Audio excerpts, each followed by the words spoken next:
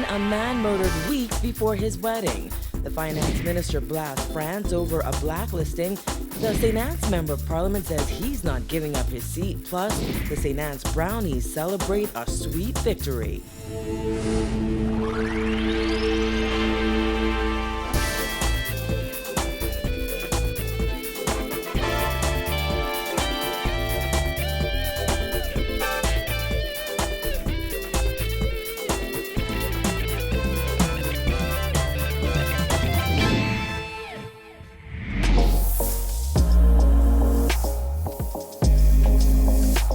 Our news is brought to you by Alive.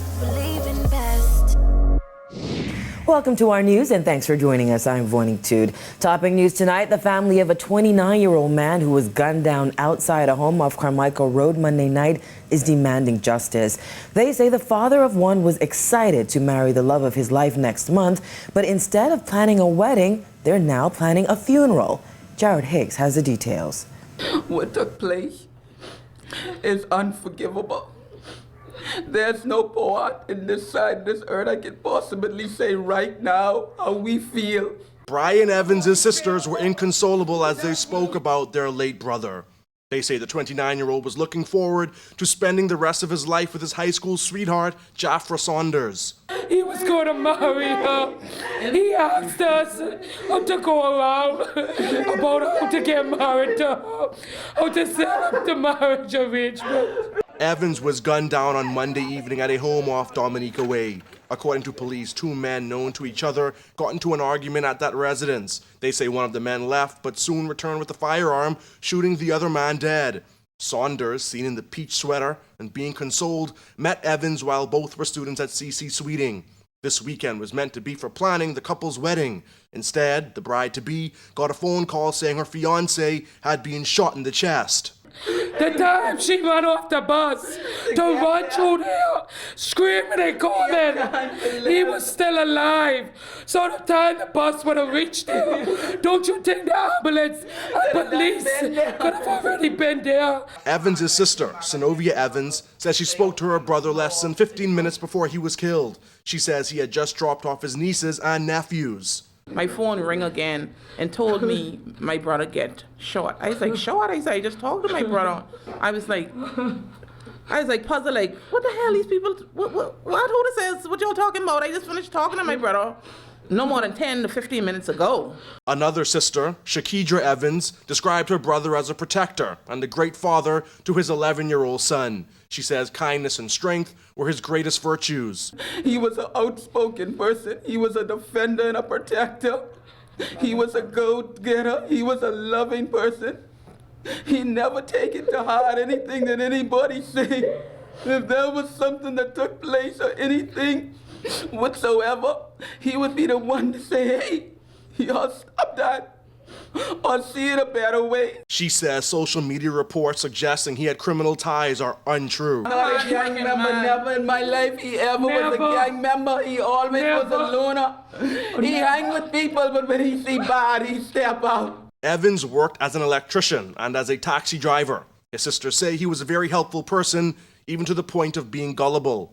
They are outraged over the circumstances surrounding his death. Someone dear to us, a part of us, a part of our bloodline, was taken away, snuffed out from the enemy, snuffed out out of jealousy and rage. On Tuesday afternoon, police announced that a person was in custody in relation to Evans' killing. Reporting for our news, I'm Jared Higgs. Deputy Prime Minister Peter TURNQUEST railed against the French government today over its decision to blacklist the Bahamas. TURNQUEST called the method disrespectful and said the Bahamas government is disappointed, disgusted, and angered by this move. Jasmine Brown reports. The Deputy Prime Minister did not hold back as he gave a scathing response to the French government's actions, which he says blindsided the Minister administration. Total disappointment, disgust, and one might even say anger at the method in which they have gone about this whole process of listing. TURNQUEST's heated response came after French Minister of Public Action and Accounts Gérald Darmanin told a weekly French newspaper on December 1st that 4 new countries were blacklisted, and the Bahamas was one of them. The French minister said the countries are not cooperative enough in financial transparency. This blacklisting relates to our tax information exchange agreement with France and the perception by the French authorities that the Bahamas has not been responding to requests for information in a manner that is satisfactory to them. The DPM also insisted that France did not make use of the dispute resolution mechanisms provided in the Multilateral Convention on Mutual Assistance in Tax Matters, which both countries are signatories of. This demonstrates a complete disregard for the damaging repercussions and significant long-term impact that these unilateral punitive measures have on allied countries like the Bahamas that are fully engaged at the highest level of international cooperation. Additionally, TURNQUEST said there was no indication from the French government of its intention to blacklist the Bahamas when he was in France last week. And at no time was it indicated that France was considering this action. I advised the ambassador that such a surreptitious posture, knowing that they intended to blacklist us, is an affront to an amicable relationship that we have fostered with France and the European Union. Opposition and Progressive Liberal Party leader Phil Brave-Davis also spoke on the matter, telling parliamentarians that the opposition joins the DPM's expressions of outrage. He said while the French government's decision was disappointing, he cautioned the Minnis administration not to be bullish in its rebuke. He also called on the government to take the time to look into why French officials took the extraordinary steps to blacklist the Bahamas. Reporting for our News, I'm Jasmine Brown. St. Anne's Member of Parliament Brent SYMONETTE making it clear in Parliament today that he has no intention of giving up his seat. SYMONETTE, who resigned from the Minnis cabinet earlier this year, was responding to resignation rumors that began circulating on Tuesday. He took the opportunity to deny those rumors after House Speaker Housen Moutri inquired about motions for leave of absence and leave to resign seats. The chair recognizes the honourable member for St. Anne's. At this point, firmly deny the rumors that are going around in social media that I will be resigning my seat. So I stand to make sure that that rumor is false. Thank you. In other news, it's been 3 months since Hurricane Dorian hammered Grand Bahama for over 36 hours, claiming lives and leveling homes and businesses.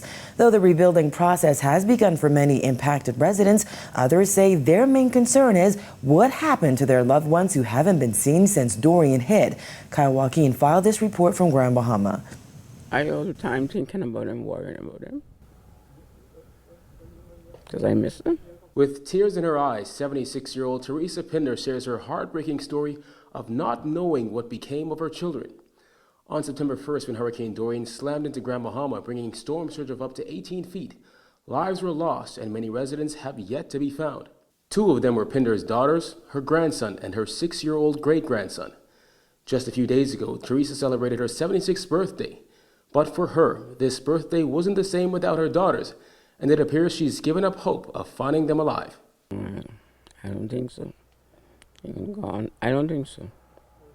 God is able, but I don't think so. They gone for almost 3 months. 3 months? It's been 3 months now. Mm-hmm. Today makes 3 months? Yeah. You think they're alive now? Pinder now lives in High Rock with her daughter, SHANIQUA Bartlett, her husband, and 5 other relatives who had their home destroyed by Dorian. She, too, has lost hope of finding her sisters alive. Sometimes it's some sleepless night because you're still wondering where can they be if they're still out there. I mean, I know they're not alive, but not seeing anything, it's hard. It's hard. And with all that water, they couldn't have survived it. At this house, there is no electricity, just the use of a generator. Blue tarp covers holes in the roof. Water came pouring in through the roof. I see you have some tarp on the roof. Yes, sir. Yes, sir. The water came pouring in through the roof. Throughout East Grand Bahama, it is quiet, only the sound of generators here or there as you drive through different communities. But the damage is real. Many homes remain unsafe to occupy. Off Conifer Drive, the street sign sits upside down in a tree. A few feet away, a boat on the side of the road, and just up from that, another boat in a bush. Telltale signs of the strong storm surge that tore these homes to shreds. We found Jason Cooper in Freetown working on his home. He lost half of it during the hurricane. 3 months later, he's hard at work, but all smiles as he's able to fix what he has left. The part of the house will get torn down, and this was just what left of the house. Everything was open. You know what I mean? Like you see, we're trying to rebuild it back and come back and do our best to get back on our feet. And here you are. Here we are. 3 months later, back at work and doing what it takes to try to build East Grand Bahama back again. And despite the obvious damage here in East Grand Bahama, no electricity, the residents we spoke with today are not complaining. With lives lost and many unaccounted for, the residents we spoke with say they're just grateful to be alive. Everett Marshall says while the storm surge was up to his window, it was a miracle it didn't make it inside. Despite having some damage, Marshall and his family remain home, fixing what they can and moving on with life. The only problem I had so far was building material, but I go on and I got building material and I fixed my house. I took all the sheetrock, wood was damaged, and I put V-joint in the Fixed everything already? I ain't got time for it. I have to get it done. And while the island took a beating, there is a feeling of comfort and joy that lingers throughout the roundabouts, illuminated by Christmas lights and decorations. From Grand Bahama for Our News, I'm Kyle Joaquin. Still to come, government sends a strong warning over tax breaks. Plus, Atlantis unveils its sea bin. Stay tuned.